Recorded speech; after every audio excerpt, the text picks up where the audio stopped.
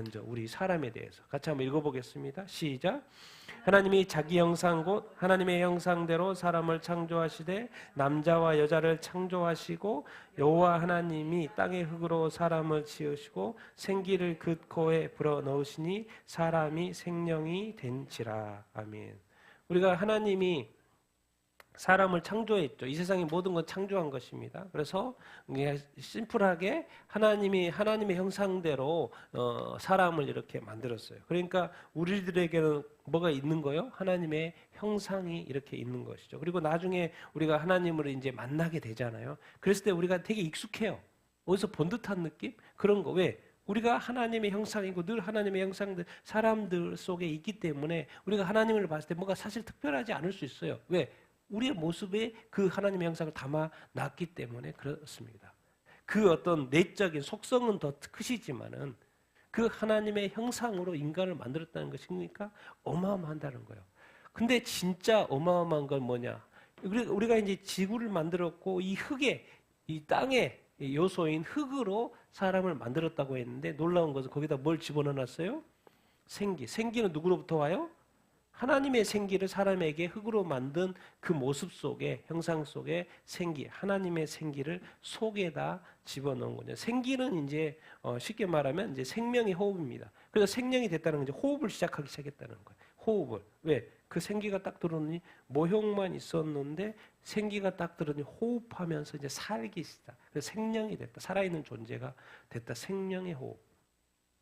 그래서 하나님의 생기가 인간에게 들어와 있다라는 것이 도대체 무엇을 의미하는 것이 이게 하나하나 단계적으로 설명을 합니다. 그러면 이 생기가 없으면 어떻게 해요? 호흡이 끊어지면 뭐예요? 호흡이 끊어지면 뭐가 되는 거예요? 호흡이 멈추면 사람이 죽는 거죠. 그래서 사람이 죽었나 안 죽었나 물에 빠져서 건져내면 항상 뭘 체크해요? 맥박을 체크하잖아요. 이 사람이 호흡을 하나 안 하나, 호흡이 멈췄나 안 멈췄나. 그래서 항상 이렇게 코에 대보면서 호흡이 멈춰졌나. 그러니까 호흡이 멈추면 사람은 이렇게 죽는 거예요. 이 생기가 호흡이기 때문에, 생명의 호흡이기 때문에. 그런데 이제 성경을 좀 더 가면 갈수록 이것을 생기와 어떤 식으로 자꾸 연결을 시키냐면, 사람이 아담의 어떤 죄로 말미암아 사람이 이렇게 범죄인이 됐죠. 죄인이 됐죠. 그런데 이 땅에 예수님도 오시고 성령님이 오셔서 사람에게 성령이 오셔가지고 뭐하게 만들어요? 거듭나게 만들어요. 거듭 태어나요. 육체적으로 한번 태어나고 그 다음에 어떻게? 영적으로 태어나고 그러면서 영적으로 태어나면 우리 안에 다시 뭐가 생기는 거예요? 우리 속에 뭐가 생겨요? 우리의 영인 거예요. 그러니까 우리가 성령으로 예수를 믿고 성령으로 거듭나면 이제 어떤 존재가 되는 거예요? 영적인 존재가 되는 거예요. 그러니까 하나님이 태초에 인간을 만들어서 하나님의 형상으로 만들었고 하나님의 생기를 집어넣어놨는데 인간이 죽어버리거든요. 호흡이 끊어져 버려요. 그러니까 이거 자꾸 죽고 하면 안 되잖아요. 하나님과 계속 교제를 해야 되는데 사람이 죽어버리면 안 되잖아요. 죽으면 끝나니까 하나님과 계속 교제할 수 없으니까. 그러니까 누구를 보내요? 하나님의 영, 성령을 보내가지고 다시 태어나게 해요. 뭘 태어나게 해요? 우리의 영을 태어나. 그럼 우리의 영이 다시 태어난다는 것은 뭔 말이에요? 영적인 존재가 된다는 것은 무엇을 의미하는 거예요? 우리가 영적인 존재가 됐다는 것 의미는 뭐예요? 뭐 한다?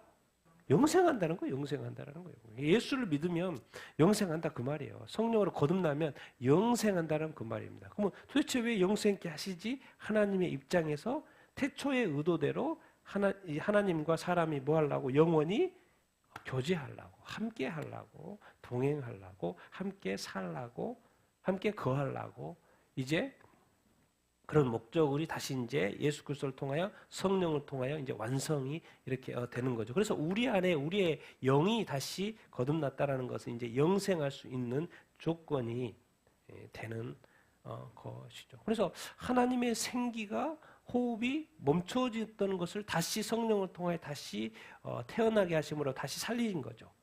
다시 살렸다는 것은 이제는 뭐예요? 영생. 그럼 영생이 있다는 것은 무엇을 의미하겠습니까? 영벌도 있다라는 것이죠. 인간이 영벌도 있다라는 거예요. 자, 그래서 이 영생 영벌과 생각할 때 누가복음 20장 36절 이런 표현이 있죠. 이제 부활과 관련해서 예수님이 설명하는 표현 중에 자, 다시 부활한 사람들은 다시 뭐 할 수 없다? 죽을 수 없다. 우리는 모든 것이 죽으면 끝난다고 생각하지만 절대로 사실 하나님이 태초에 인간을 만들 때 하나님의 형상과 하나님의 생기, 하나님의 영으로 이렇게 만드는 목적은 뭐예요? 인간은 영원히 죽지 않는다. 이거를 빨리 깨닫는 것이 아주 중요합니다. 이것만큼 큰 진리가 없어요. 누구한테? 인간에게. 그래서 여러분은 죽어요, 안 죽어요? 안 죽어요. 죽어도 어떻게 한다? 부활시켜요, 부활시켜. 누가요? 하나님이. 그러니까 제가 볼 때 이 인간이 죽는다는 이 개념을 빨리 버리는 것이 아주 중요합니다. 왜? 성경에서 가르쳐준 진리는 하나님이 처음에 원래부터 인간을 만들 때는 죽이려고 만든 게 아니에요.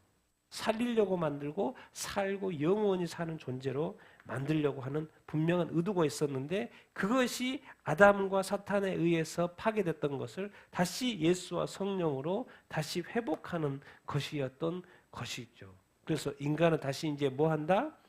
영원히 산다. 이것이 바로 진짜 진리입니다. 인간은 뭐예요? 영생이에요. 근데 선택이 있어요. 영생과 또 영벌, 지옥과 천국 이야기 이렇게 인 거죠. 다시 죽고 싶어도 죽을 수가 없는 사실 인간의 존재가 그런 게 된 것이죠.